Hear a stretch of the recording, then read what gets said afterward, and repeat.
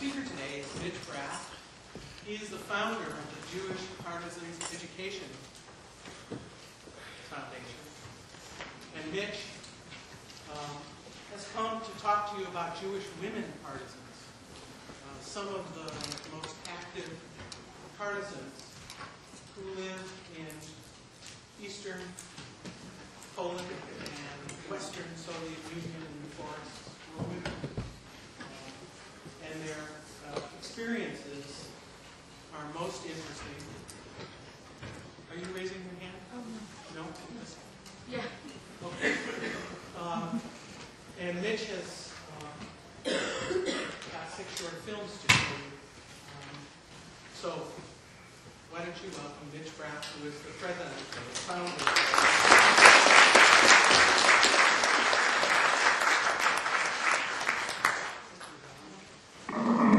Great. Thank you for having me here. Sorry I'm running a little late from San Francisco. I got lost in the backwoods here. Anyway, I wanted today we're going to talk about Jewish resistance, specifically Jewish partisans, and looking at exactly women partisans. How much in terms of having not know what you've gone through and seen before, when we talk about resistance during the Holocaust, what are different ways that Jews resisted?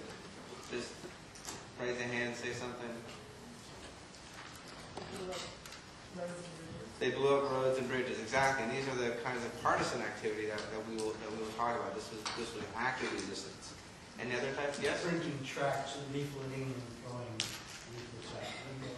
Exactly. People made leaflets, newsletters. They made little pieces for people to hopefully sometimes rise up and fight. And one of the more famous was, in terms of a partisan, we shall not be like sheep, go like sheep to the slaughter. Any other types of resistance?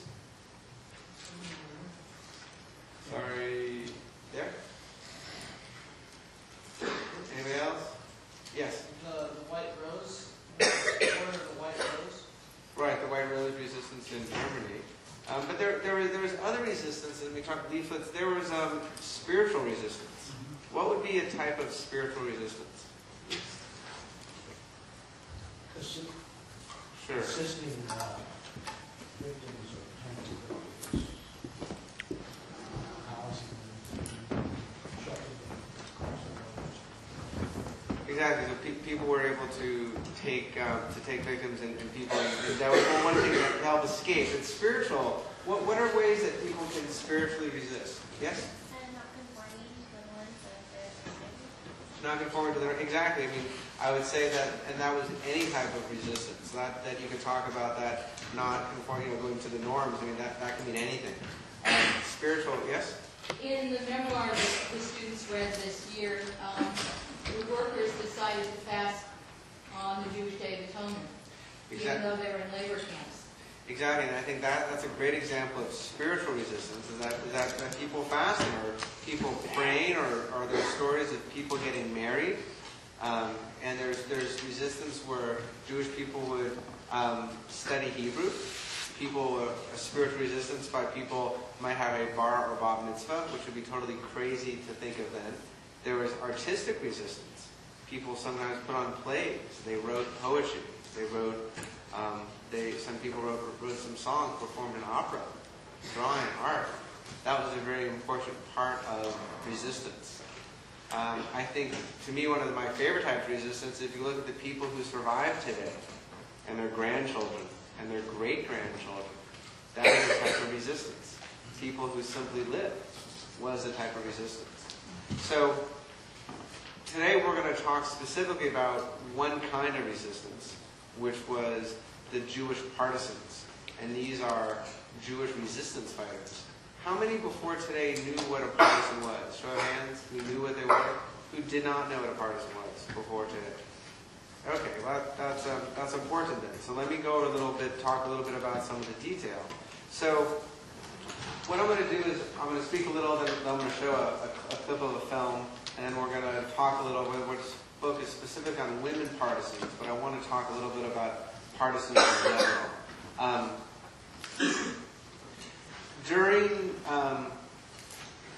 the idea of resistance in general was very, very difficult. And so for anybody to do any type of resistance, it took a lot of, it took a lot of things. It took a lot of someone being very brave, even if someone was going to study or speak Hebrew or light candles or to fast. That was someone who had to be very brave. And it was very hard for people to resist. One of the reasons was that anybody who wanted to resist had to resist against the Germans and their collaborators. And that was something that was very, very difficult to do. You had to have people who, Jews for the most part, were ultimately then put in ghettos. They were stripped of all their rights. They were starved to death. They weren't allowed to have anything. And it's a very, very difficult way to resist in those conditions. Also, there was something called collective responsibility, meaning that if we were to pretend that we all would live in a ghetto, and the conditions of people living in ghettos, you really could practically have a room this size and this many people, about 100 people, living in a room this size. And the conditions were terrible. And the idea being, if 2 of us left, we would all be killed as punishment. It's called collective responsibility. So why would you let me leave if I wanted to escape? And then why would I leave? It's pretty selfish, right? And so the idea of getting people to police each other. At the same time, I said people were starved. It was very, very difficult for people to fight back. But I think most importantly, why there wasn't more resistance, and people could comment if this is they like to say this, is that people had no idea, the majority of people, not until the end, that they were going to be murdered. The idea is that people were going to be set in to work camps, and at the very worst, people would have to work a hard time. Do people know, do you see what they said in Auschwitz above the gate when people came in? What did it say? Right, what is that in English? Yeah, work will set you free. So what a scam, right? People are walking in here. They're literally about to walk to their deaths. And there's a sign that says, work will set you free. And the whole idea, this fake that people were saying, all you're doing in this place called Auschwitz, it's just a work camp. You're just going to work, it's going to be slave labor. So why would you resist? Why would you risk your life of your family, life of your friends, if the worst thing that they are going to do to you is to make you work? It doesn't make any sense. It really wasn't until the ghettos started to become liquidated in terms of Jewish partisans and looking at Eastern Europe around 1942, 43, then you would have Jews escaping into the forest, and ultimately these people would form resistance groups. But it's important to realize is that people didn't know they were going to be murdered, and and that was the plan from the beginning. And if they did, more people would probably have resisted. Because why risk everything if all you're going to do is have to work? And they made it very clear. It was almost like a movie set. They made it very clear. They were trying to really pull the wool over everyone's eyes. Something also important historically about when we talk about partisans, it's realize we say there was approximately 20 to 30,000 Jewish partisans.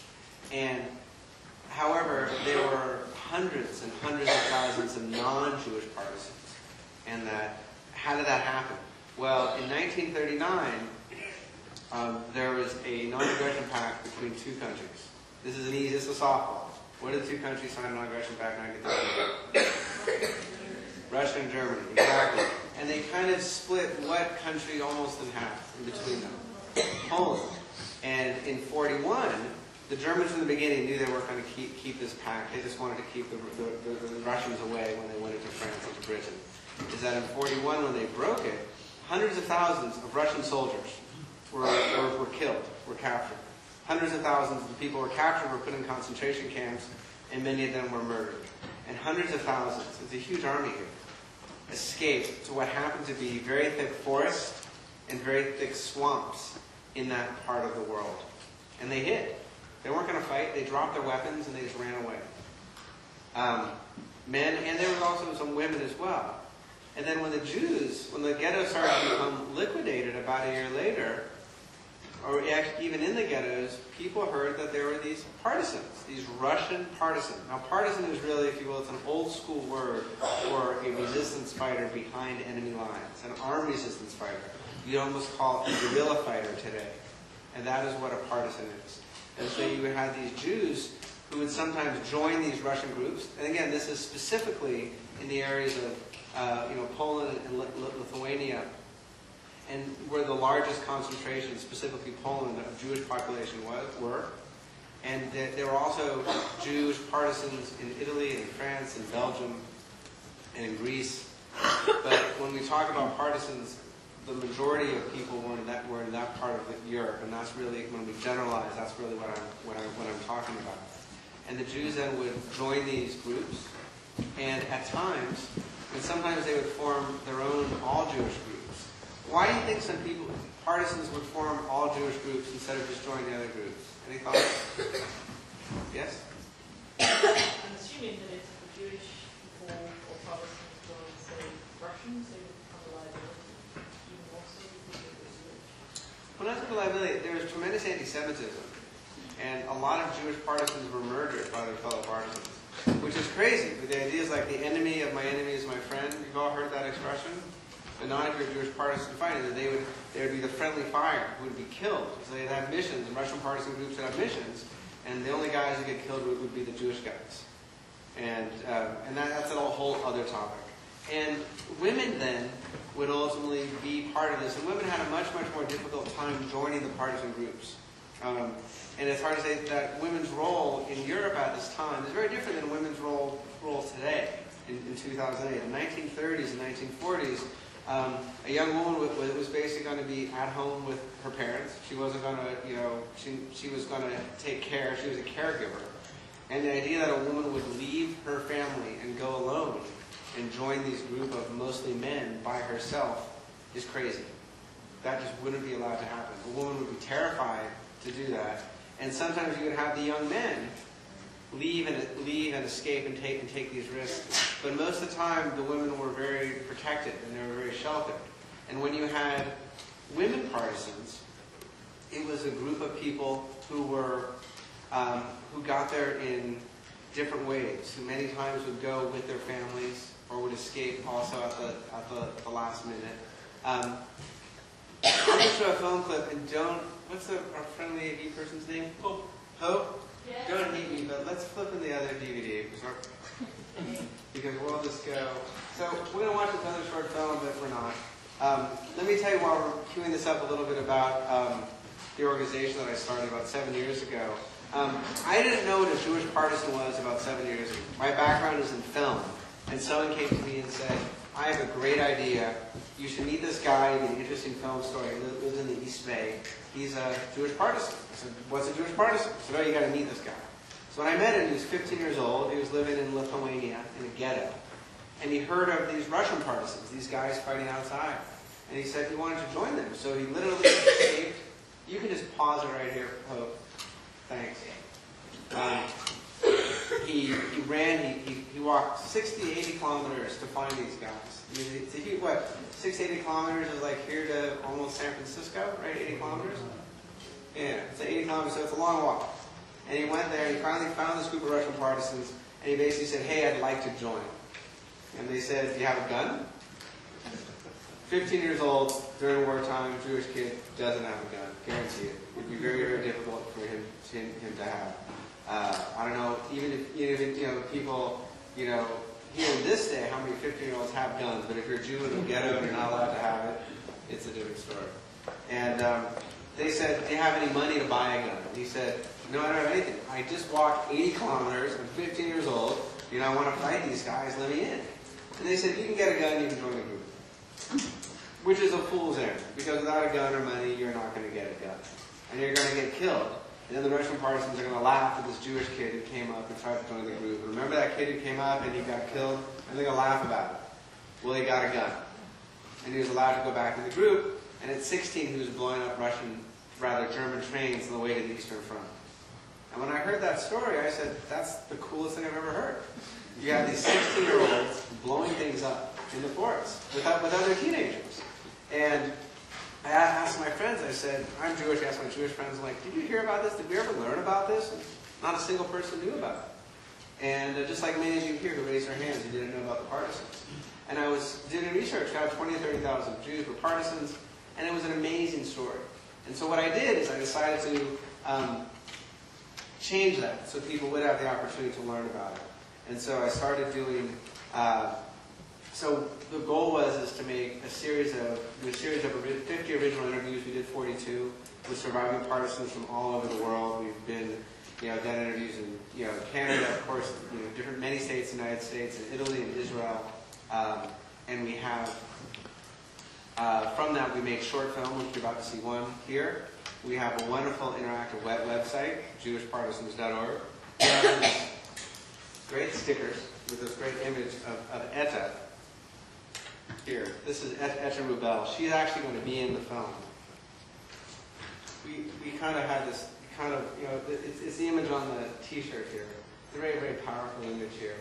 And we have printed curriculum and posters, and all of a sudden this organization has a full-time staff of 5, $500,000 operating budget, people working in New York for us, and we're teaching about the Partisans in schools all over the country.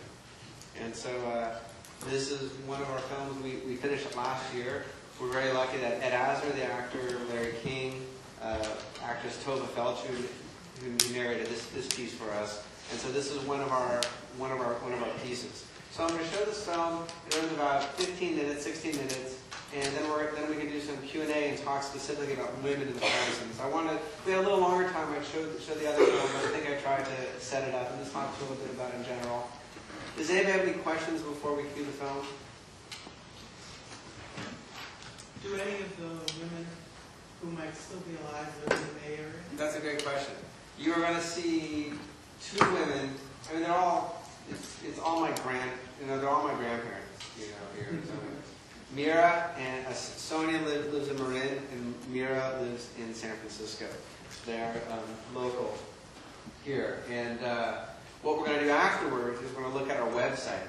And the website has excerpts from all the interviews that we did with these people. And if there's specific questions or more you want to learn about, just jot down someone you're more curious about to learn. And we'll dive into the website and we'll learn a little bit more about these specific women. And also if any questions in general. So, roll the film.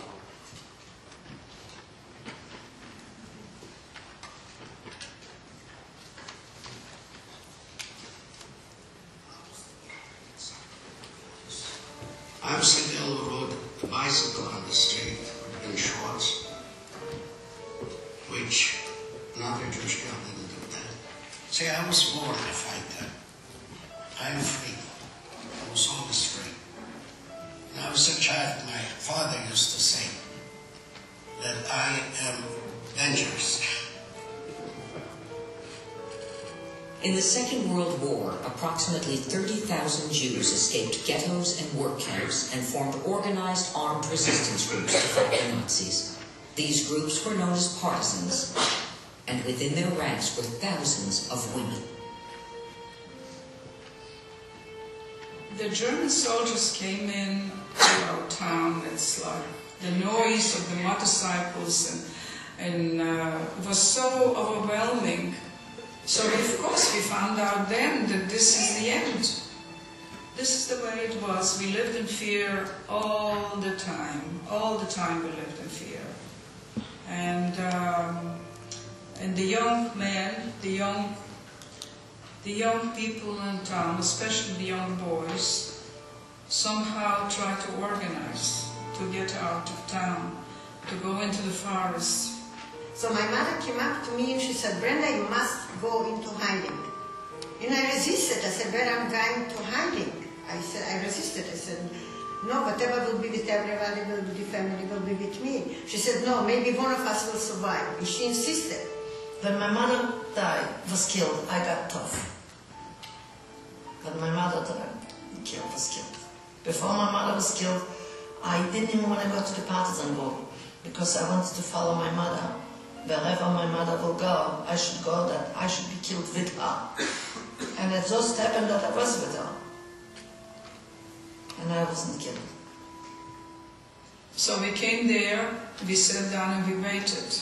waited a long time actually, and then came out a commander, and he started asking questions. He says, "So, where are your weapons?" We didn't have any weapons. "So, how many trains did you dynamite?" We didn't. So, I thought he was not going to take us in, but being that my uncle was a trained scout, they needed a scout and to lead them in the vicinity where the partisans were. There were strangers in that part of the country, so they took us in because of my uncle. That was beautiful. I see people with guns, with everybody is fully equipped with horse and buggy, with the ammunition on the horse and buggy, and everybody is just ready to fight. When officer came out strolling to us, and he said in Russian, like, I said to him, "Take us in, we wanted to fight." He said, "Are you ready?" I said, "Yes." And he said, "Now or never?" I said, "I'm going." Despite the odds, women were able to join the Partisans, comprising nearly 10% of all resistance fighters. Many were accompanied by their family members.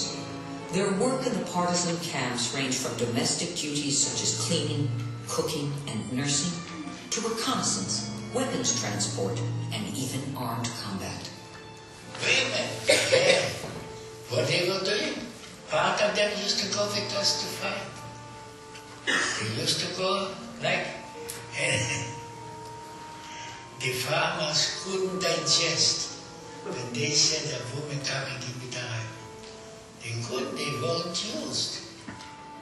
We were not interested in getting involved in open battle fights because we were not equipped or trained for it. We were interested in getting involved in sabotage acts to interrupt and disrupt the communication and transportation to the front. המטרה שלנו הייתה ללחום נגד גרמנים ולפגוע בהם בווילנה, שידעו שאפילו בעיר הפרטיזנים מגיעים. וזה בעצם הייתה המטרה הכי חשובה בפעולה הזאת, לערער את הביטחון של הגרמנים.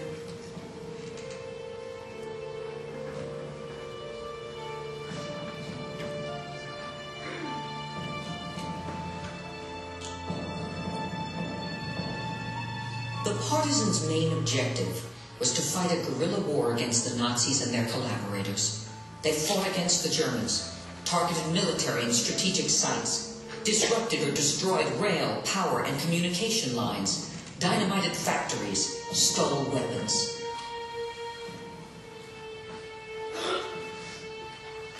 There were two different types of armed resistance movements in which Jewish women were involved.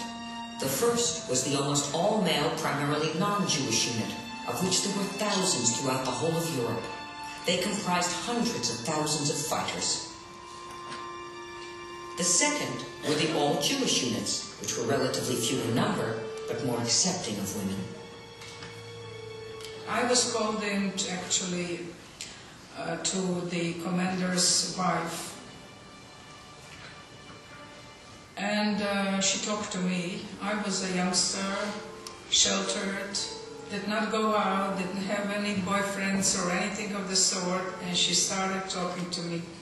And she said to me, "You're a young girl.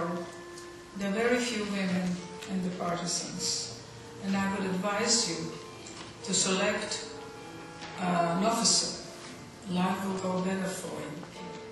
When the men went for missions and they got clothes, girls sold themselves in order to get a dress or get a pair of shoes or get the... I was lucky because I had my parents, my father and my brother, and they used to bring me clothes and food. So I didn't have to sell myself. But plenty of the girls did it because they had to do it in order to survive. Jewish women who ran away from the ghettos, they had a very tough time because they lost families and they were not up to romantic relationships, and they suffered mostly. You were given the 2 hours. In the 2 hours, you had to bring the water, chop the wood, build the fire, prepare the food, cut, cook, and clean up. And in 2 hours, if you had no help, it wasn't possible to do. And they were always worried, what if they are not able to perform? They'll be thrown out of the Partisans. The same way like the boys who raped that girl. The first one was a commander, and he shouldn't make that example. And he was shot. We had all stood out in a circle, and he was in the middle, and they talked about it, and he was shot. Groups like Frank Bleichman's Jewish unit had their own rules for the protection and respect of their female partisans. In our groups, I felt he treated women very well, very nicely. When I first met my wife as a partisan in the Partisans, she was with me maybe 2 months. She survived together. I treated her like my own sister. And she behaved like a lady. It was just mutual, and I would never touch her because, you know, she was young. And I know the reason why she wanted to be with us, because she had no choice. הפרטיזנים הסובייטים לא העריכו את הנשים כמסוגלות ללחום כגברים. בדרך עקיפה אולי הם צדקו. כי בתנאים של פרטיזנים לאישה באמת היה יותר קשה ללחום. אבל היו גם אפשרויות ללחום. למשל, כשיצאנו לפוצץ רכבות, צריך לסחוב קילוגרמים כבדים של TNT. אז לאישה באמת היה קשה ללכת 50 קילומטר עם ה-TNT. אז זה כאילו נפל על הבחורים שהם היו צריכים לסחוב יותר. אז הם אמרו, בשביל מה אנחנו צריכים אותם? אז בחורים לא רצו, לא רק שהסובייטים לא רצו. הבחורים לא רצו ללכת עם נשים. אבא כמעט הכריח אותם, שלכל פעולה תצא בחורה אחת.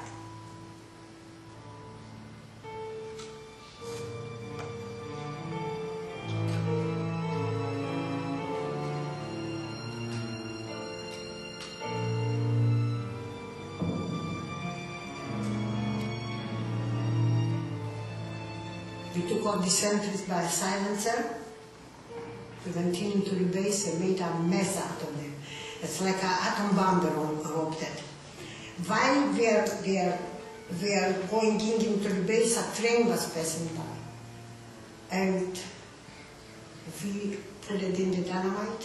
The dynamite exploded, and all of them were waiting with machine guns and machine gunned them, and they were the end of them. We were 2 girls. There was a little bridge that was wood. And that little bridge connected the Germans to go from one town to another for ammunition, for food, for things like that. And we were supposed to burn that bridge. We came into the Russian village and we said we need kerosene and we need straw in 5 minutes. We haven't got. They said, if you don't have, we'll kill the whole town. Either you give us, or you're going to be killed. They gave us in 5 minutes kerosene and straw. And we put a fire underneath that bridge. The Germans saw it, a fire. They happened a fire on us with all the ammunition that they could do. We didn't chicken out. That bridge burned. When we came back, the commander said that we did it very good. And we got order Lenina, a medal. סוניה, שהייתה קשרית שלנו, עזרה לנו בזה שהכירה לי איזה שוטר ליטאי, אני יצאתי לטייל יחד איתו כאילו, והייתי צריכה לקחת פצצה מגנטית כזאת, לקחת דטונטור, לשים ולהדביק אותה לדלת של טרנספורמטור. ואני שמתי כאלה 3 פצצות, ואחרי כמה שעות באמת שמענו פיצוצים ובערך היה חושך. וזו הייתה לה שמחה גדולה, וזה השפיע מאוד על גרמנים, כי הם הבינו שפרטיזנים הגיעו עד לווילנה, ולא ידעו שיעשו כמה בחורים ובחורות יהודיות. There were times when we had to cross a railroad, and from all sides there was shooting. I didn't even bend down my head. I wasn't worried I was going to get killed. If I was going to get killed, I was going to get killed as a fighter. Not because I'm a Jew. Don't remember ever being scared because we lived for one thing. Either we'll survive or we'll kill a few Germans. I didn't fear for my life. My life was nothing. Yet, you want to live. A year and a half we saved about 100 people. This was my thing to do. I think that's the most important. That's the biggest resistance ever could have done to the Germans, just to survive. Just to have survivors. Made me feel very good. Made me feel proud of myself to be able to be a partisan, to be able to help in any way I was able to that mission to destroy the Nazi machine.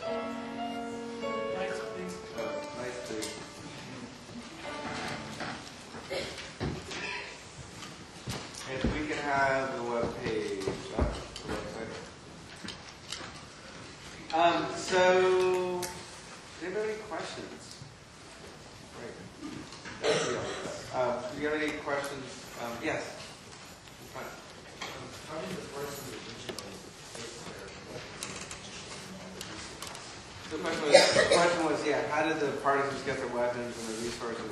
That's a good question. They got it in many different ways. And again, it depends on the geography of where people were, because everybody had, if you were in Italy, for instance, you got them.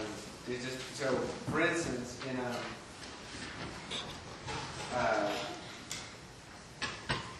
the area we were talking about around Poland, there was three main ways that people would get weapons. The first one, can you hear me still? The first one would be when the Russians retreated from the Germans in 1941. Any person seen with a weapon would be killed because they were seen by the Germans to be a soldier. So a lot of Russians just literally dropped their weapons on the ground and ran. They did not, and if they dropped their weapons, and people wouldn't think that they were soldiers. And ultimately then farmers had a lot of the weapons. There was someone in the video, Frank Blakeman. Here you saw he was I think the only male in the video. They weren't really a partisan group. They were what you call a family king. And Frank, one of the guys who came to the camp, was a Jewish, construction worker, a contractor. And he said, I've been doing this work for this guy at this farm down so-and-so, and he bragged about all these Russian weapons that he has. And so they wanted to get weapons. And so again, how do you get a weapon without a weapon? You can't ask. And so Frank, they had like a Russian officer's jacket. So Frank and another guy came, and Frank would speak Polish, but without a Jewish accent. A lot of Jews would speak Yiddish, and so people would sound quote Jewish. And so he spoke very fluent Polish. And they had other people in the group surround the barn. They didn't have weapons, but they could steal pitchforks and break 2 out of the 3 tongs. So from a distance, it looks like a bayonet, someone with a gun and a bayonet. And they surrounded the farm, and they got a flashlight. And they knocked on this door, and there was another big guy who looked menacing, who looked Russian, who couldn't speak. So Frank said, don't say a word. And so Frank goes and puts the flashlights in his face and says, listen, we know you have weapons. We're Russian paratroopers, and this is what happened. The Russians would come in, and they would need weapons, and they said, we need you to give us some weapons because your neighbor told us you have weapons. So I don't have any weapons, and denied it, and Frank got a little tough with him. He says, okay, you can take my weapons. We have to take my neighbors too. So they didn't care. And so the weapons were hidden in the dirt, so they were covered in grease, so they had to dig up the weapons and get them that way. So that was one way. In that area, they got weapons. Another one was they would get them from battles. They would win a battle, and they would steal the weapons that way. And a third way would be, I mean, there were some people who had weapons, but they really weren't very large, is that as the war progressed, in that theater of war, the Russians would literally airdrop supplies, food, as the war progressed, vodka, chocolate, money, and weapons. And in areas like Italy, it was the Americans or the British or in Greece. And so different countries had different support. But that was towards the end of the war. The beginning, people were very scrappy. Any other questions about the film? Yes? Do you have an idea of how many of the resistance fighters survived the Holocaust? How many resistance fighters survived? That's a great question.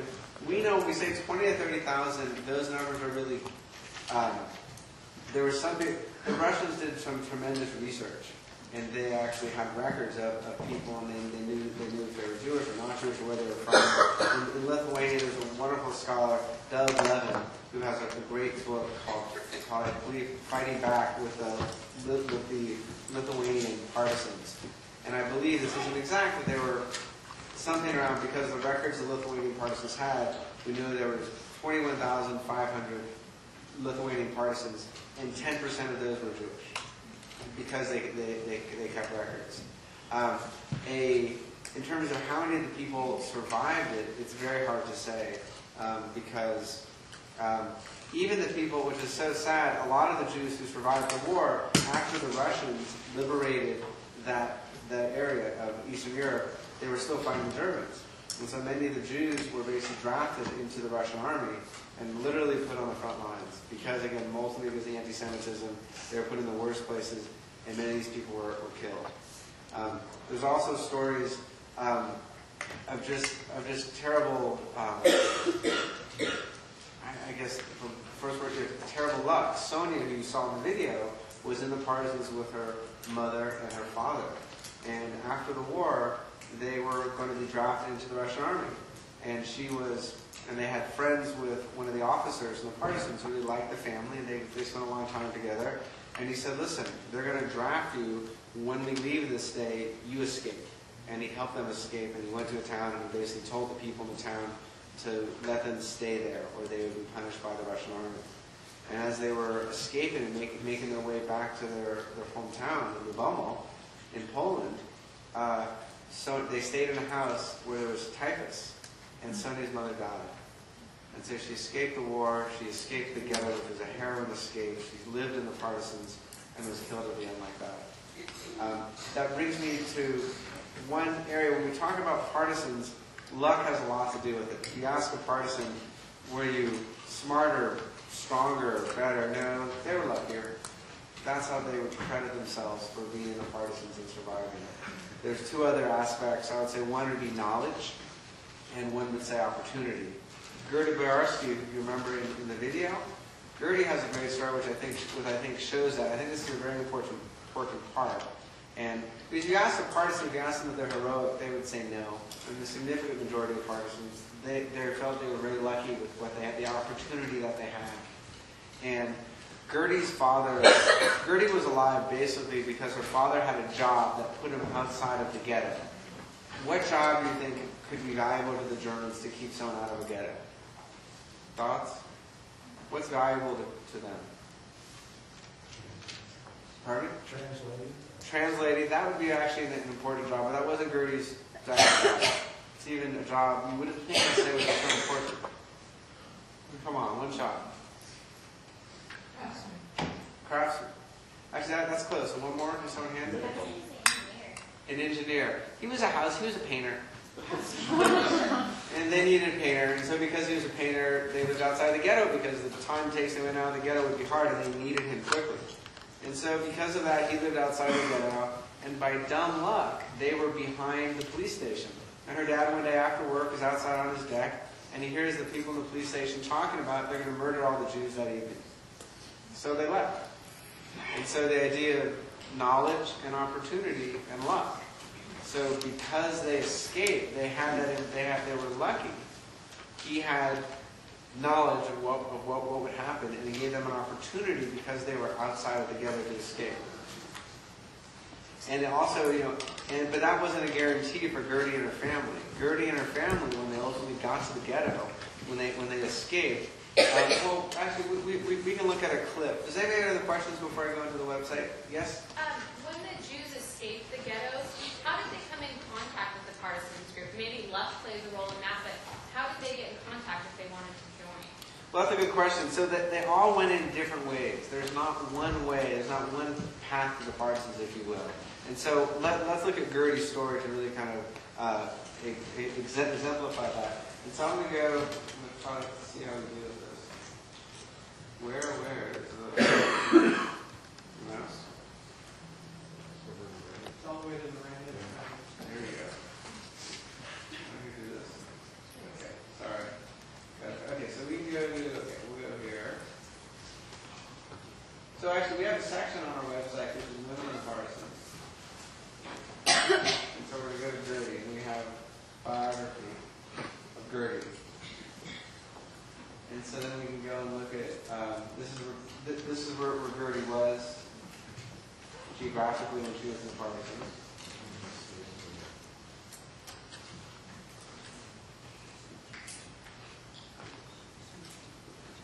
So what happened is that Gertie and her mom and dad, and she had a brother and a sister, I believe, escaped. And they just were hiding in the forest. And they found this guy, I think Bulak was a Russian partisan leader. And they said, we want to join the Partisans.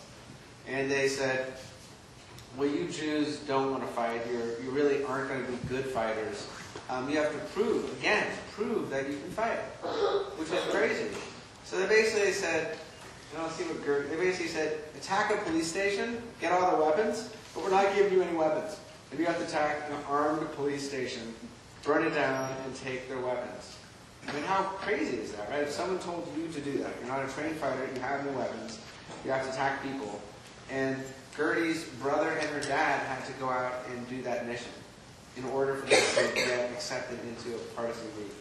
And let's see, the map.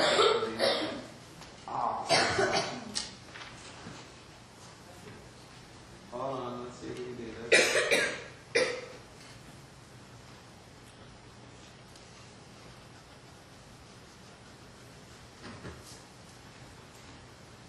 So then they took my father and my brother and all the men, and they went with bare hands to fight the Germans. They killed them, they took their ammunition, they took all the police, and my mother, I'll never forget, every woman was sitting and crying, and my mother said, I wouldn't mind, and I wouldn't be hurt if my husband and son would be killed. At least they'll be killed fighting, not like shit. So just sort of an amazing idea. So basically, they came back, they were victorious, they were allowed to join the group. But then Gertie, who was just, there was a partisan group, and near the partisan group was something called a family camp. And these were people who weren't fighters would live. And so Gertie ultimately went into the fighting group, and then her brother was killed. And she ended up going back to live with her mom and her little brother in the family camp. But the problem with the family camps are basically sitting targets because they have no weapons, they're not guarded, and Germans or anti-Semitic locals would hunt the Jews down. And they were literally given like a bottle of vodka or a kilo of sugar or salt as reward for killing Jews. And I don't have, this isn't, the clip isn't here, but it's crazy. So Gertie is basically, there's a raid on the camp by a group of these anti-Semitic locals, and Gertie finds herself on her knees next to her mother and her brother with a guy who she went to dance class with in high school, holding a machine gun in front of her. And she begs that he doesn't kill her, and he shoots, and she feels the bullets whizzing by her, coming by her face. She feels it's the hand of God. That's why she's alive. There's no way he could have missed. He was shooting point blank. Her mother dies. Her brother has this big hole in the back of his head. He's dead. And she realizes she has to go back and join this partisan group because the family camp is gone. And this is the story then, if I told her right.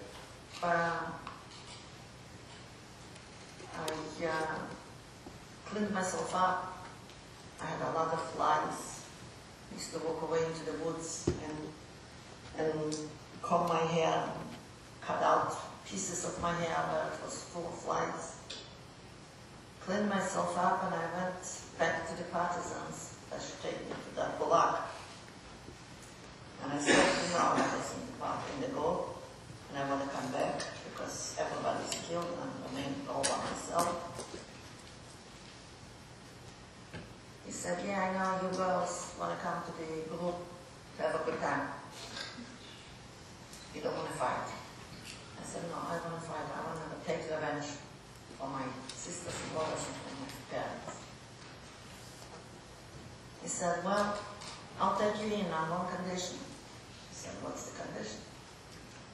You'll stay on guard for 2 weeks, but a mile away from the group. We'll give you a horse, we'll give you a rifle, we'll give you a gun, and anything you hear, any little noise, you'll have to let us know. I said, okay. Now, what she didn't say in that clip is before she went to Bullock, she went to a family friend who was in the partisan group. And she said to him, you know, you need to know someone. It helps, to, you know, it's all who you know. And she went to him and she said, could you please let me in the group? My parents have been murdered, we're friends, I'm all alone. And he basically said, when she was 17, if you become my mistress, I'll help you get into the group. Which is just crazy. I mean, just you can believe that that's what really happened. So then she goes to Bullock. Now she has to stand in the forest, the same forest where her family was murdered by these anti-Semitic locals, by herself. She's probably not ever shot a gun before, and she has to do this. So she does it successfully, and she's allowed to join the partisan group. So that's one way someone got into the group. If you look at Myrna Shellu, Myrna and her sister escaped the ghetto, and they found a group of partisans, and they talked them the way into it. I teased Myrna because Myrna was like 17, her sister was 15. She won't tell me her exact age, so I'm just guessing. And she basically said that she was, and she ended up marrying one of the guys in the Partisans. So I say, so these two cute girls come to the Partisans, and they say, hey, can we join? And it's a very different attitude than Gertie's group. And they say, absolutely, come on in. And she ends up convincing the Partisans to go back to the ghetto and getting her family liberated. So because she was in, so women in some ways had, it was both ways. At the end of the day, it was much more difficult for women to be in Partisans. They had to deal with rape, they had to deal with abuse in ways that men never had to think about. But at the same time, women were able to, in some ways, choose their partner. And they were able to, the idea of, you know, in today's society, like it or not, a man with prospects might be, you know, well, not, I guess being a hedge fund these days really isn't a good business to be in. But before the past few weeks, a hedge fund is probably a good business to be in. And a man in Myrna's society who might be an attorney, who might be an accountant, who might be able to provide for her and her family, was a kind of guy with prospects who she might be interested in. Her parents would clearly be happy. It wouldn't be the guy who works with his hands, right? The field worker. Now all of a sudden, the guys who work with their hands, the guys who might be hunters or more agriculture, are the guys with prospects. Because these guys know how to survive. These guys can live in the forest. And so relationships between men and women happen that would not have happened outside of the Partisans. And many of these relationships, I should say, were a matter of mutual convenience for both the men and the women. And some of them people actually found the love of their life. I'll show you Myrna to kind of illustrate that point. If I can ever clear it.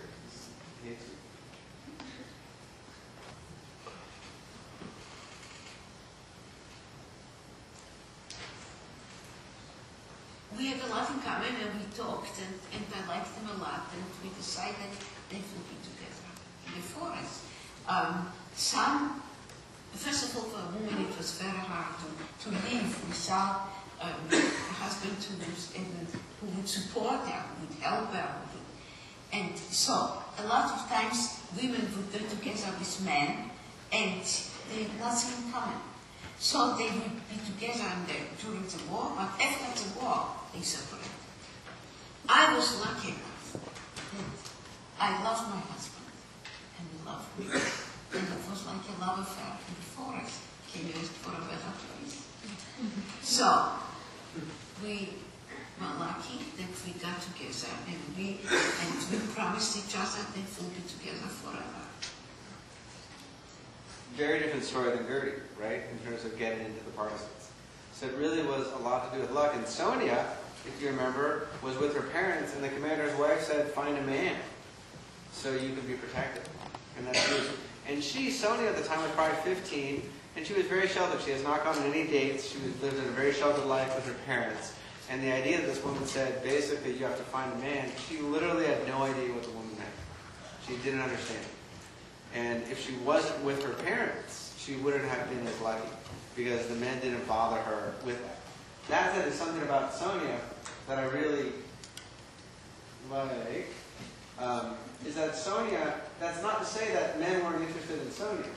And it's not to say that Sonia wasn't interested in other men. But what I love about this, so on the web you can also look at the images here, is that Sonia met a man who was a Russian soldier, who was Jewish, who she really liked a lot. And after the war, so here we have this different photographs of Sonia and her family members. This is Sonia actually after the war with her son, Bella. This is a cute picture of Sonia. But she gets a love letter from a partisan. And what I like about this, what it's so telling to me, I'm just going to do this so we can see it, is that she still has it with her. This is not a man who she married, but it meant so much to her, she still carried it with her. And you can really talk about, your voice sounds to me like the sound of a guitar. Okay, you wouldn't use that today, but you understand what they're trying to say. We sat together in the park, we couldn't just shoot a moment, only in a dream. Our first meeting was accidental, we never thought about it. We didn't talk about love, but without words you made me understand that just like me, you are overwhelmed with feelings of love. Oh, Sonia, it's good to recall those sweet moments, but my heart aches. Sonia, remember the light. It was too bad that your mother had to intervene. Can you guys relate? It's just great. It's just great that she has it. And I think so. Different people had different. So the long answer, different people had different experiences. Every experience was different. How people got in. Women's experiences were very different because of the abilities and roles that they had, and if they. But it would be very difficult for a woman to come by herself to join the partisan unit. But you also have women like Etta Rubel or Brenda Sender. Brenda Sender's like Adam Ballmanoff. Very, very tough. Went against the, I think, stereotypes that people had against women. And something, the idea that if the line is, it was too bad that your mother had to intervene. What I love about the Partisans is that ultimately it is a story of young people in their teens and in their 20s who stood up to tyranny and oppression and injustice and anti-Semitism and made a difference, period. And I think that it's a very inspiring story because these are people who are dealing with first dates. These are people who are dealing with heartache. They have a lot of other issues, of course, I mean, these are people whose families were murdered, experiences that, God willing, no one in this room will ever have. But the idea that it's young people who stood up and made a difference is really an important message. Because these were all people, I guess many of the people in the age of the people in this room who went through this. And these are people who did not have special training, they did not have special skills, but they are people, if you will, rose to the occasion and did extraordinary things. And unlike many stories of the Holocaust, which is a story of a group of millions of people being murdered and millions of people being manipulated not to fight back, that this is ultimately a story of that you really don't hear very often. And I think it's obviously it's an important story. But I just want you to think about these people as teenagers and people in their 20s and the experiences that they had. Yes?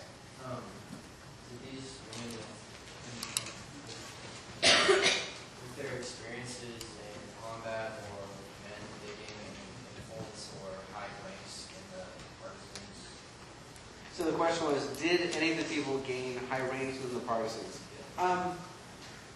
The Partisans, I would say yes. It depends on the individual. You had different roles and responsibilities, and different people did different things. And so one way to show rank is Frank Blackman's group, and Frank is still in New York. This is him now, his way.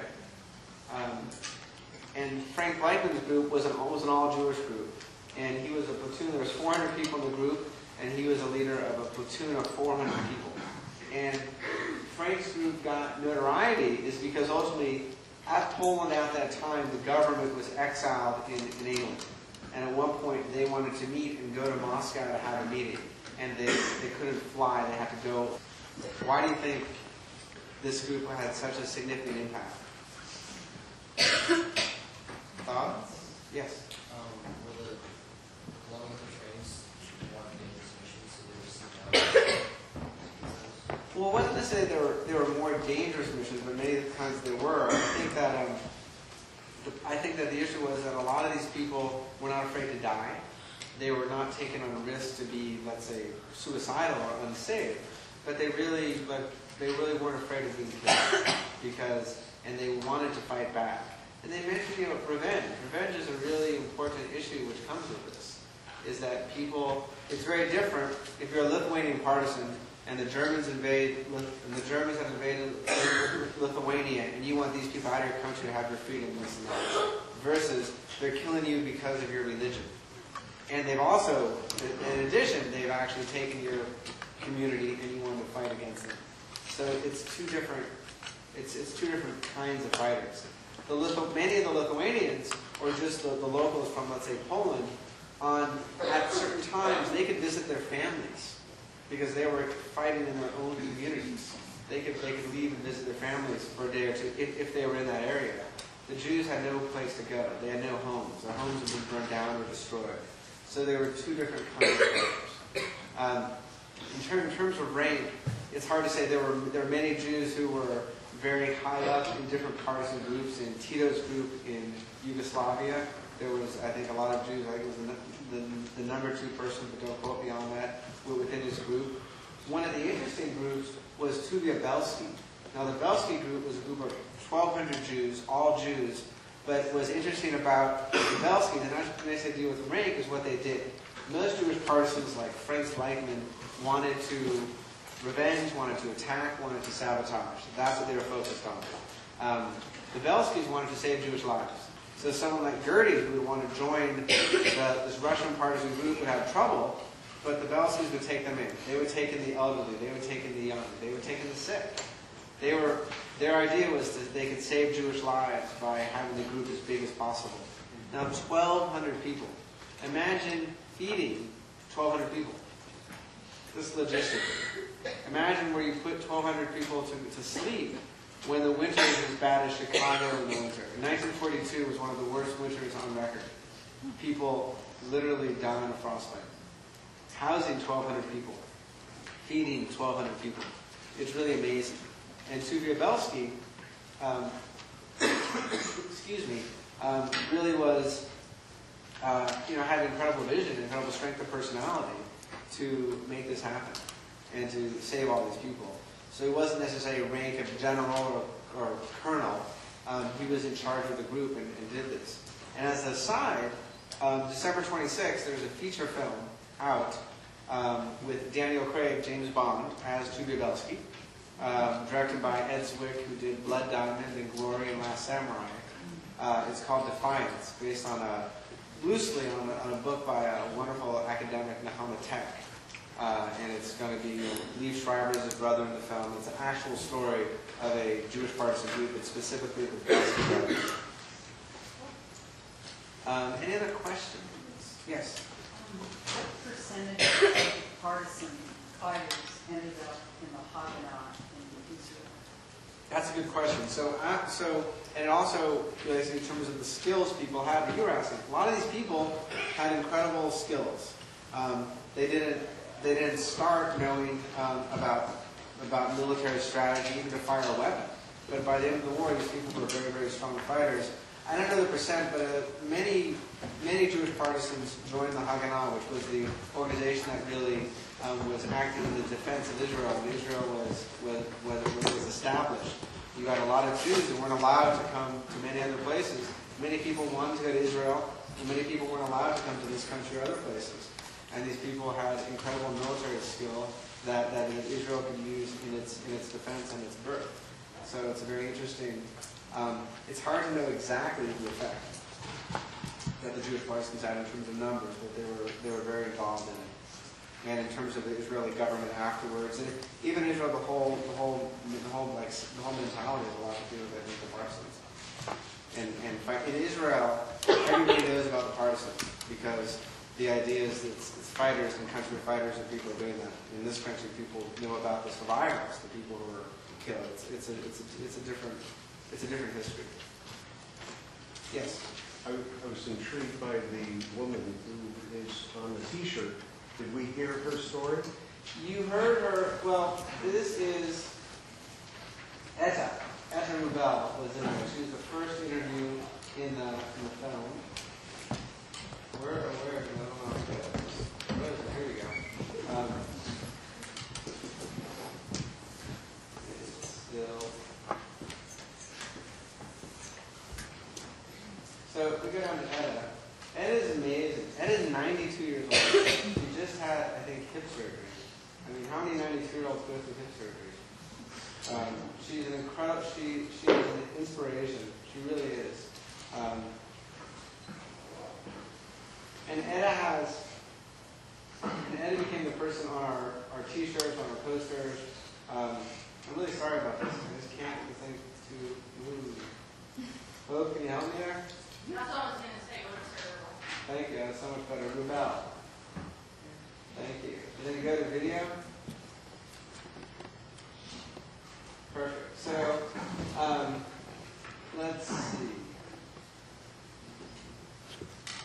This is good. So Etta is a strong woman, right? Clearly, remember her in the film? This is, she was scared of a cat, which I love this story. I'm very much afraid of a cat. Because a cat was on my head when I was a kid. So there are these shining insects that fly they look like little fires. And two of them were flying, and I was afraid I thought a cat was flying. And I started to scream. Now, on the edge by the woods, when I went in, two boys were waiting there. They took me there to pick me up when I come back.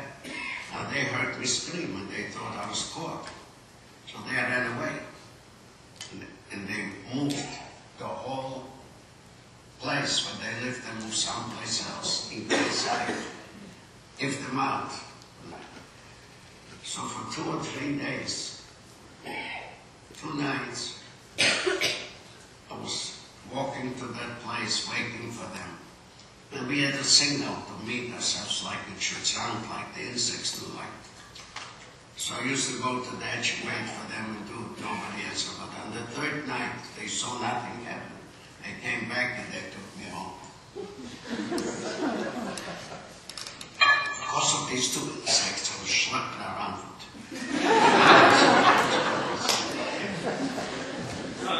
Now I just want to. She's just amazing. Here's another clip. I think this is. I was once in the week, in the field. It started to rain. It rained for 2 days. I couldn't go out because I would make a path. I had to wait till it would dry. I went out to walk around. That nothing should move and make a path. So I had to wait. So I was for like 3 days there in that water until the sun came and dried me out. When I walked out, my kidneys were shot. I never knew, in the winter I used to be frozen. I never knew when the water came out, and now my legs don't frozen again. And my hips were hurting now, so it must hurt. Just to remember. It's, you want to get one more clip from Etta? This is just how touchy it is. Just the experience. If somebody got sick, nothing happened. They had to get well. Like when I had a bullet in my leg. I had a knife that the doctor gave me. And he told me I should put, 100% spiritus over it and just look for it and take it out. And that's what I did. They helped me. Someone was standing there and pouring the spiritus, and I took it out. It hurt, but what can you do? I did it to other people too. It hurt somewhat.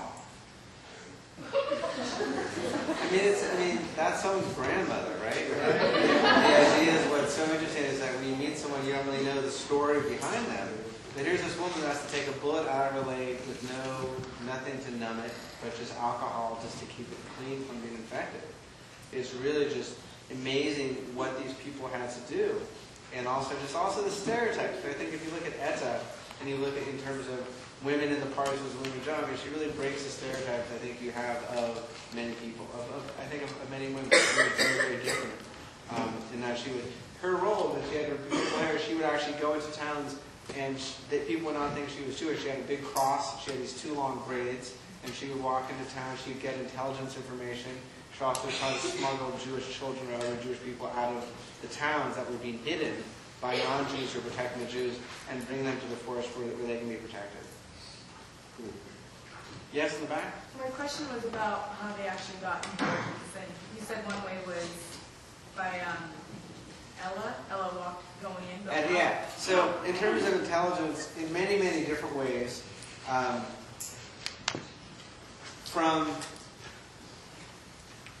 there's two specific stories we can talk about. One is with Joe Kubrick. I'm not going to try this. Find Joe Kubrick for me if you could. With a K. Joe Kubrick was great. Look at his picture there, right? Joe looked like this little teeny kid that you wouldn't really worry that he would be a problem. And what Joe's job was is that his job was to go into a town and find out the Germans were also the Partisans. The Germans were moving east. They ultimately got as far as Stalingrad. And the Partisans in this part of Europe, Eastern Europe, were significantly west of that. And unlike most armies, they assume that as they cross by, they control that area. And the front is just what they have to fight on. The problem is there were so many Partisans there, they had to focus their attention inside the area that they thought they already captured. And so there were German units sent to the forest to find and kill Partisans. And so Joe's group, and he was with a group of Jews and non-Jews in the Ukraine, which were a very, very anti-Semitic group of Partisans. Joe was basically trained to go into town and pretend, when the Germans took over a town, pretend he was just a beggar kid. And they'd find out where the officers were staying. And the Germans would come into town, and they would literally take over every house they wanted to. And the officers would stay here, and the enlisted men would stay here, and the weapons would be here. And Joe would get that information, and he would write it on a piece of paper, and he would put it in a barn. And at a certain time, I don't know, after so many days, someone from the Partisans would come on a horseback, and they would go to a barn, and they would get this piece of paper that Joe wrote the intelligence information on and leave. Later, Joe would ultimately have this piece of paper. Then when they were going to attack the town, they would, I think it was like leave a piece of paper with a certain, they'd leave a piece of paper with a password. And he would need that password to live and to escape. Because the partisans then, with Joe's intelligence, would get the information and attack the town. And to escape and join the partisans again, since the people didn't realize it was intelligence, you would have to give that password to be killed. And that's one example. There's an interesting story. This is actually, I know we're digressing a little from women and partisans. But keep going. But this is actually an amazing story. So Joe is doing training to get in this junior secret service, which is this intelligence. And this is part of the clip. When they trained us for these missions as junior secret service, we went to training over 3 months. And the test was the partisan soldiers, partisans themselves, used to dress up in German uniforms and hidden in certain areas that you don't know. And they send out those kids like myself to go to this area, go and bring me information. What do you know? What do you see there? Who did you see? What did you see? What does they have? What kind of person? So far and so forth. And as you walk, and all of a sudden, you will cut around the German soldier, which is the part of the rest of it. And as you've been caught, of course, they punish you very rough. The punishment was, first of all, they start questioning where you go, who you are. I mean, because we always have this excuse. I got lost, I was with many cows up in the field, and I got lost, and I don't know where I'm going. I went to the forest, I can't find my way home. So, make the story short, they start bothering, and then they start scaring.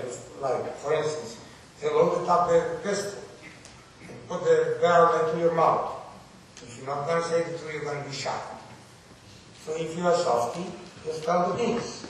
If you spill the beans, you got two choices. Either you're going to be killed by the Germans, or if you spill the beans, you come back to the party, you're going to be killed by the beans.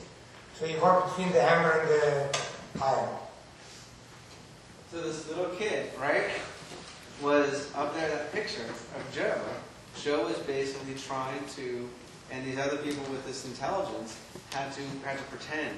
I mean, imagine this is the final exam for a 15-year-old. A gun that you assume is loaded is put in your mouth. And if you tell the people what they, if you try to save your life, well, basically, if you tell them the information to protect your life, you will go out, and if not, they'll kill you. And he has to pass the test when they pull the trigger. And the bullet doesn't, and there's no bullet in there. At 15 years old. So in terms of answering about intelligence. And you can say this was highly trained. This was trained by the Russians. This is something that they were very, very, very involved with. And it didn't happen. There's another partisan we have, Leon Sanders, if we can get him up. What's our time, by the way? We're starting quick, I think. We have about 5 minutes. Okay. Well, it's the last story then here. And so Leon Sanders as a kid, he loved radios.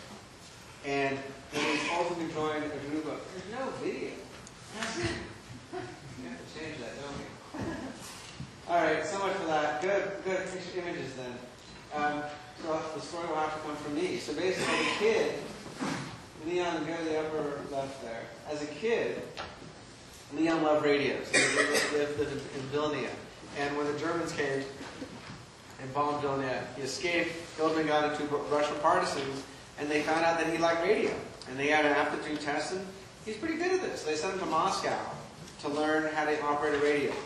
And they gave him a partner, and they were paired, and they learned, I think it was all Morse code, but it was, A means F or whatever it was, but there was the only 2 people in the world who knew that code. It couldn't be broken. Then he was put on an airplane for the first time in his life, sent back into Lithuania, right? Being shot at. In fact, on the way back, the plane was destroyed. And he parachuted out of the plane with 100 pounds of radios and batteries. And his job was and he joined a group of partisans, and his job was to find out when the Germans were putting on the train tracks. And when they had two different gauge trains apparently between Lithuania and Russia, and when they brought equipment from Germany, they had to switch the trains and get everything off. And he would hire people to observe what they were taking off, and he would hire 3 people, so he'd make sure the information was the same, so no one was just pretending to give him false information. Make sure it's all the same. Radio that information into Moscow, and an hour later they would come and bomb the trains. So that's another way. He always had to be hiding because the Germans could triangulate the radio signal and find him. But that was something also how they got intelligence. A lot of people got intelligence from people who just were friendly to the Partisans as well. Since we are wrapping up, so just 2 things. I have, if anybody wants, we have these cool ETA stickers. Everybody wants or should want a sticker because they're great. So you can have stickers if you want. If you want to have, if anybody wants these are great organic.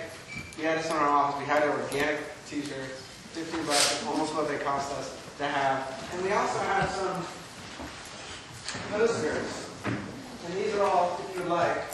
We have a Sony poster here, and we have some ETA posters here. And finally, I'm going to show, and we also have some curriculum.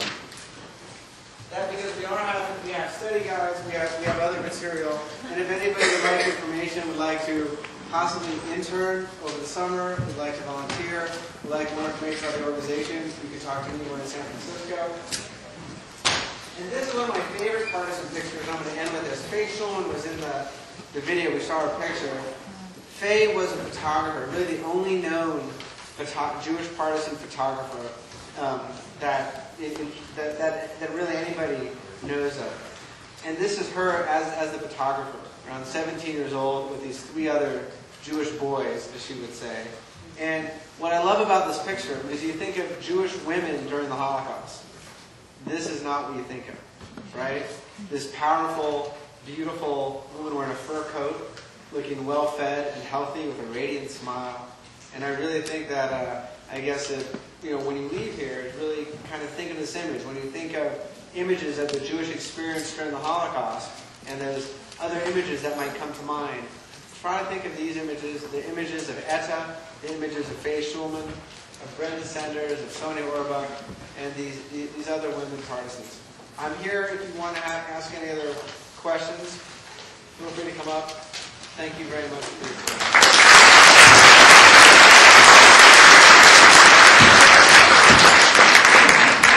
T-shirts are here, but they're $15. They have to JPEF, Jewish Partisan Education Foundation. Yes. Okay, and make sure you come to get your